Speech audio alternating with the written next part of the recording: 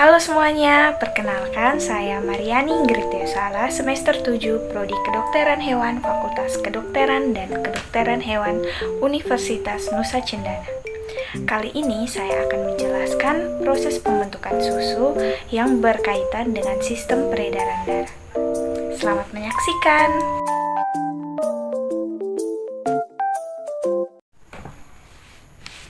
Berikut adalah beberapa poin-poin penting dalam proses pembentukan susu. 1. Stimulasi dan transmisi sinyal, di mana ketika saat bayi menghisap puting susu, ia akan merangsang ujung-ujung saraf yang terdapat pada puting dan areola. Transmisi sinyal ini kemudian akan diteruskan melalui sumsum tulang belakang menuju otak. Yang kedua, respon otak. Yang pertama adalah pituitary anterior. Sinyal ini akan merespon dengan melepas hormon prolaktin, sedangkan pituitary posterior akan mengirimkan sinyal, lalu dia melepaskan hormon oksitoksin. Yang ketiga, peran hormon. Yang pertama, hormon prolaktin. Hormon ini akan merangsang sel-sel alveoli di dalam kelenjar susu untuk memproduksi susu. Proses produksi ini melibatkan sintesis berbagai komponen susu dari bahan-bahan yang dibawa oleh darah seperti glukosa, asam amino, dan lemak. Yang kedua, hormon oksitosin akan menyebabkan kontraksi otot-otot polos di sekitar alveoli dan saluran susu, sehingga susu yang telah diproduksi dapat dikeluarkan dari kelenjar susu menuju puting. Proses ini sering disebut dengan reflex letdown. Reflex letdown ini merupakan kontraksi otot yang disebabkan oleh oksitosin akan mendorong susu keluar dari alveoli dan melalui saluran susu menuju puting. Berikutnya, keluarnya susu. Susu yang keluar dari puting kemudian akan dinikmati oleh bayi. Yang kelima, siklus berulang, di mana selama bayi terus mengisap, siklus produksi dan pengeluaran susu akan terus berulang.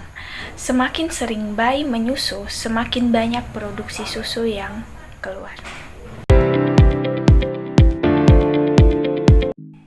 Berikut merupakan potongan melintang payudara dan produksi ASI. Pada gambar A merupakan payudara terdiri dari serangkaian lobulus sekretori yang bermuara ke duktus. Duktus yang terdiri dari 15 hingga 20 lobulus bergabung menjadi sebuah duktus yang melebar di ampula reservoir kecil. Duktus lactiferus membawa sekresi keluar. Pada gambar B, lobulus terdiri dari banyak alveoli, unit sekretori fundamental.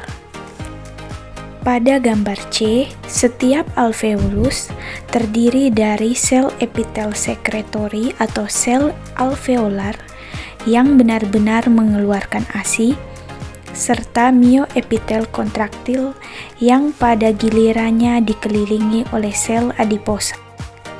Dan pada gambar D, sel epitel alveolar mengeluarkan komponen ASI melalui 5 jalur. Sel epitel alveolar seperti sebuah pabrik mini yang sibuk memproduksi ASI, di mana di dalam sel alveolar banyak sekali pekerja yang terdiri dari organel sel yang bekerja sama untuk menghasilkan produk akhir yang berkualitas, yaitu ASI. Berikut kelima jalur tersebut. Yang pertama, jalur sekretorik. Jalur sekretorik adalah jalur utama yang paling sering digunakan, di mana ia seperti sebuah truk kontainer yang membawa banyak kotak berisi protein. Kotak-kotak ini atau vesikel berisi protein yang sudah siap untuk dikirim. Truk ini kemudian akan bergerak menuju tepi sel, lalu melepaskan kotak-kotaknya keluar sel. Proses pelepasan kotak ini disebut eksositosis. Jadi, protein-protein yang kita butuhkan untuk membangun tubuh si bayi dikirim melalui jalur ini. Yang kedua, jalur transselular endositosis eksositosis. jalur ini sedikit lebih rumit, di mana ada sebuah paket yang terlalu besar untuk masuk melalui pintu utama pabrik. Paket ini harus masuk melalui pintu belakang, lalu diangkut ke dalam pabrik dan kemudian dikeluarkan melalui pintu depan.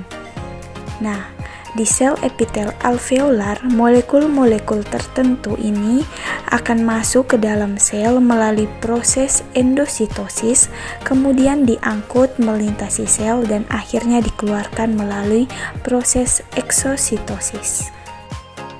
Jalur ketiga yaitu jalur lipid. Lemak sebagai komponen penting ASI memiliki jalur khusus, di mana lemak-lemak ini diproduksi di dalam sel dan kemudian dikemas dalam vesikel-vesikel kecil. Kemudian vesikel ini akan bergerak menuju tepi sel dan melepas lemaknya ke dalam lumen alveolus. Proses ini mirip seperti meneteskan minyak ke dalam air. Jalur yang keempat yaitu jalur transseluser untuk garam dan air. Garam dan air adalah komponen penting lainnya dalam ASI.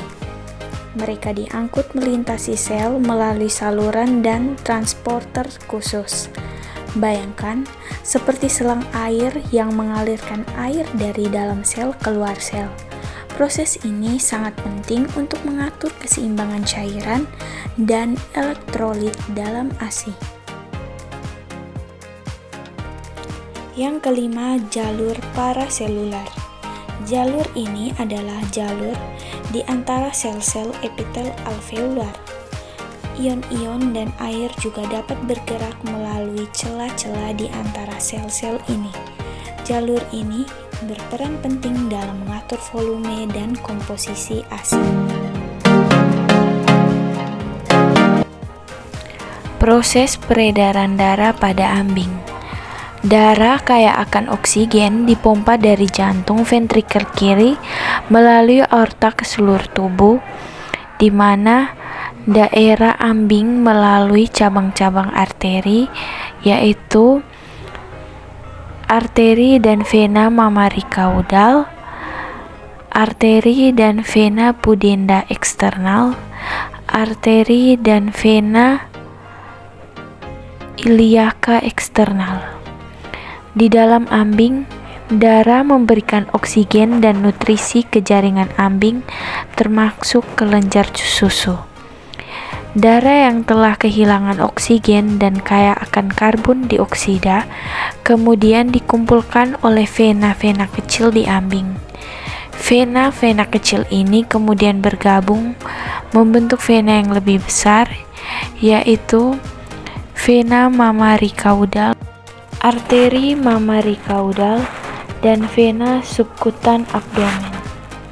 Kemudian bermuara ke vena cava caudal. Vena cava caudal membawa darah kembali ke jantung melalui atrium kanan. Dari atrium kanan, darah dipompa ke ventrikel kiri, kemudian ke paru-paru untuk mengambil oksigen dan melepas karbon dioksida. Darah yang kaya oksigen kemudian kembali ke jantung melalui atrium kiri dan siklus ini pun berulang.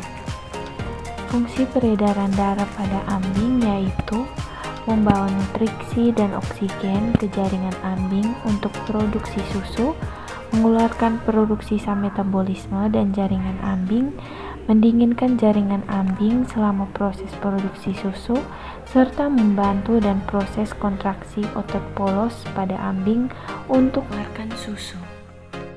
Berikutnya adalah penjelasan mengenai pentingnya peran vitamin D dalam penyerapan kalsium. Vitamin D dianggap sebagai steroid yang tersintesisa secara alami. Diaktifkan oleh radiasi ultraviolet dari sinar matahari atau didapatkan dari asupan makanan. Kemudian dihidrolisasi menjadi 25-OH vitamin D3 di hati dan dihidroksilasi untuk kedua kalinya di ginjal menjadi salah satu dari 1,25-OH 2 vitamin D3 sebagai hormon yang aktif. atau 24,25 OH, 2 vitamin D3 dalam bentuk yang tidak aktif.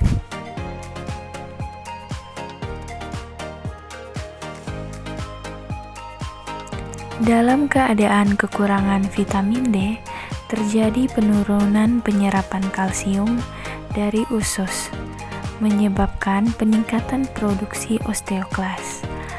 Hal ini meningkatkan mobilisasi kalsium dari tulang. Selama periode penurunan asupan makanan, 1,25 OH2D berinteraksi dengan reseptor dalam osteoblas yang pada akhirnya mengarah pada peningkatan pembentukan osteoklas. Osteoklas dewasa kemudian melepas enzim untuk memecah matriks tulang yang pada akhirnya melepaskan kalsium dan mineral ke dalam sirkulasi. Di saat kalsium rendah, kelenjar paratiroid terstimulasi menyebabkan peningkatan kompensasi dalam kadar hormon paratiroid, di mana hal ini menyebabkan hiperparatiroidisme sekunder. Hal tersebut menyebabkan peningkatan reabsorpsi kalsium oleh ginjal dan juga merangsang produksi osteoklas yang menyebabkan peningkatan kadar kalsium serum. Jika tubuh mengalami kekurangan vitamin D, maka tubuh juga kekurangan kalsium. Sekian video dari saya, semoga bermanfaat.